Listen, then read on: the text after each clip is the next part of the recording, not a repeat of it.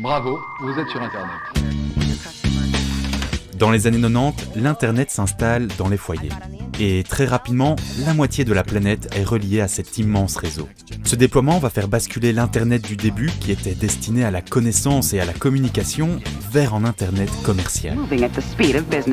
Avec l'arrivée des ordinateurs et de la connexion Internet, la société va connaître plusieurs révolutions numériques, notamment d'un point de vue économique. Des nouveaux acteurs apparaissent et proposent des services ou des produits, avec comme finalité de dégager des profits.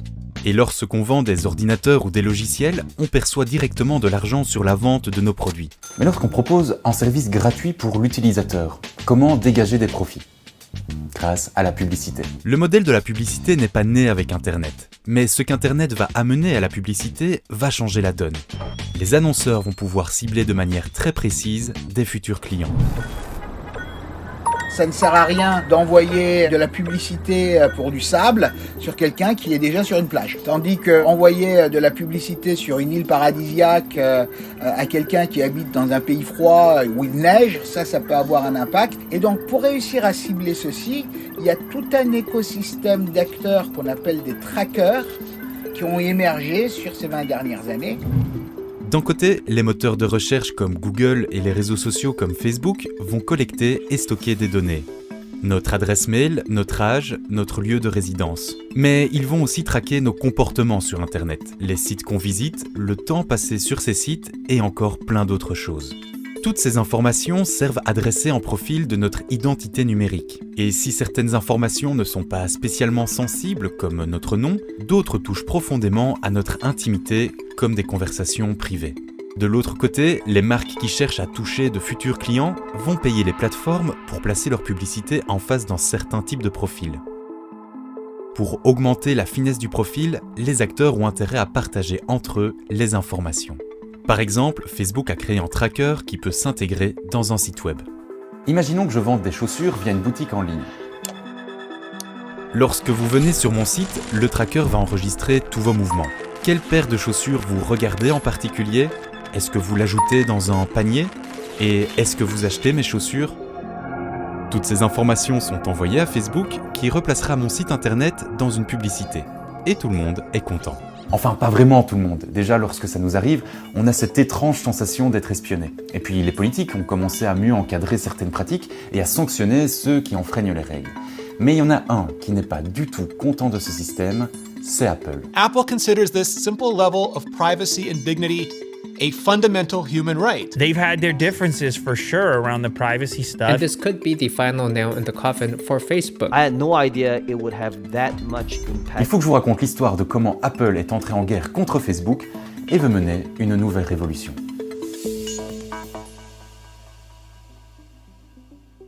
Apple et Facebook n'ont pas toujours été dans une guerre ouverte. D'ailleurs, Mark Zuckerberg, le fondateur du réseau social, considérait Steve Jobs, le fondateur d'Apple, comme son mentor. Et même si ces deux géants ne fournissent pas les mêmes produits ni les mêmes services, peu à peu, leurs relations ont commencé à se détériorer. Et pour comprendre, il faut revenir en 2006. À cette époque, Facebook devient une plateforme publique sur laquelle on accède via un ordinateur et un navigateur web. Un an plus tard, Apple sort un tout nouveau type de produit qui va radicalement modifier notre relation avec le numérique. And we are calling it iPhone.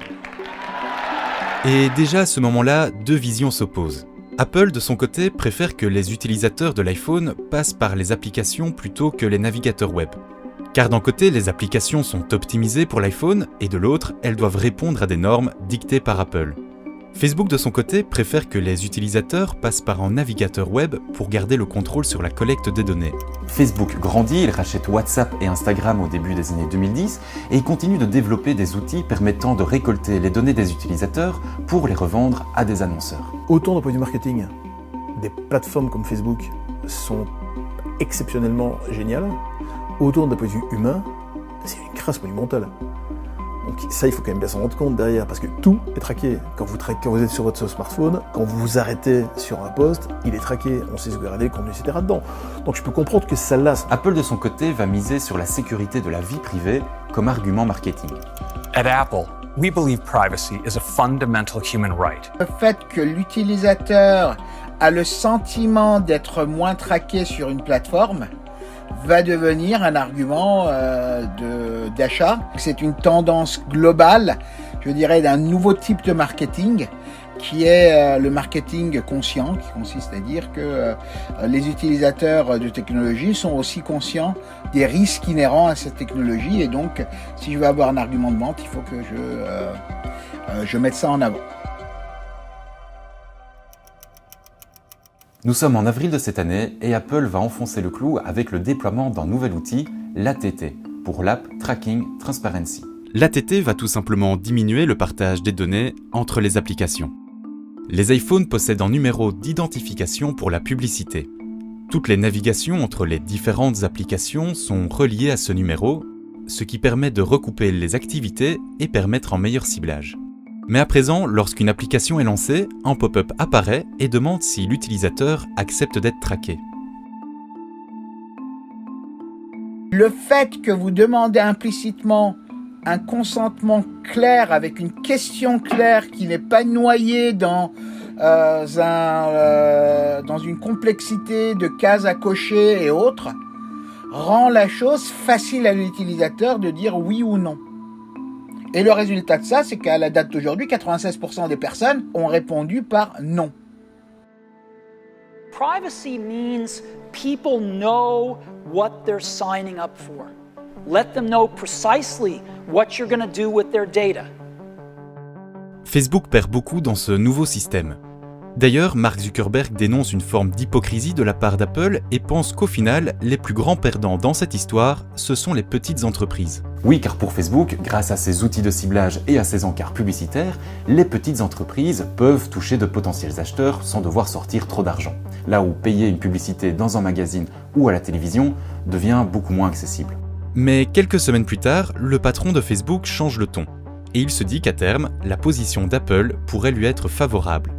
The reality is that I'm confident that we're going to be able to manage through that situation well, and we'll be in a good position. I think it's possible that we may even be in a stronger position if Apple's changes encourage more businesses to conduct commerce on our platforms by making it harder for them to basically use their data in order to find the customers. Mais tous ces changements vont aussi avoir un impact sur un autre secteur, celui de la publicité en ligne. Je suis intimement convaincu qu'on est dans un virage digital énorme, parce que ce qu'on appelle le full tracking, dans lequel je peux savoir exactement tout ce que vous faites dans tous les sens, etc. dedans, ben on va quand même globalement passer une autre étape.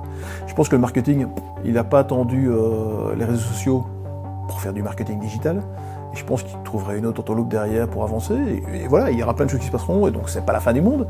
Mais il y a quand même un grand changement. Ce qui est fou, et ça les gens ne savent pas, c'est que quand vous allez refuser d'être traqué, ce qui va se passer, c'est que globalement, ça ne va pas diminuer le nombre de publicités que vous allez voir. Vous allez juste recevoir de plus en plus de publicités qui ne sont pas corrélées à ce que vous aimez, ce que vous avez vu, etc. dedans. Le respect de notre vie privée, la récolte de données et leur traitement deviennent des sujets majeurs dans nos sociétés. Mais le chemin est encore long. Car nos données valent de l'or pour ces entreprises. Et il va falloir encore du temps pour trouver un juste équilibre entre leurs ambitions de profit et le respect de notre vie intime.